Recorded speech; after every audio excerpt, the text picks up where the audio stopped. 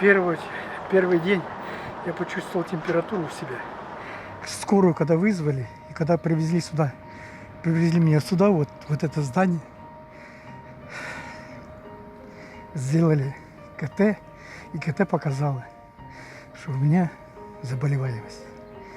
Мне сразу это положили.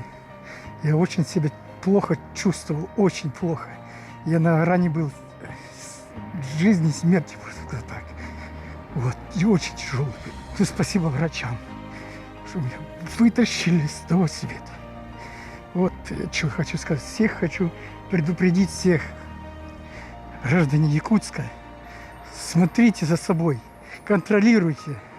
Смотрите все за... Не прячьтесь, ни за угол, ни за что. Увидели, сказали, посмотри, сходи, обратись к врачам. Низкий поклон врачам, которые мне помогли мне. Я самый тяжелый был. Я на даче живу. Я мог доехать только на магазин хлеба купить. И все. А так я такой человек щепетильный. У меня бы инфаркт был, инсульт был. И вот такая вот напасть. Еще у меня появилась вот это. Я сейчас весь в эмоциях, можно сказать так. Так что я хочу всем гражданам сказать, что берегите себя, смотрите за собой.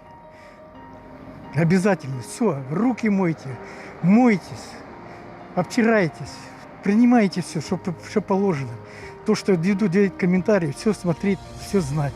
Он был в тяжелом состоянии.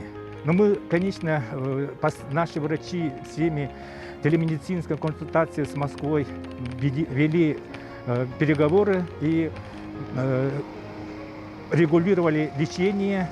И все-таки этот больной, у него очень много сопутствующих заболеваний и вышел из этого состояния.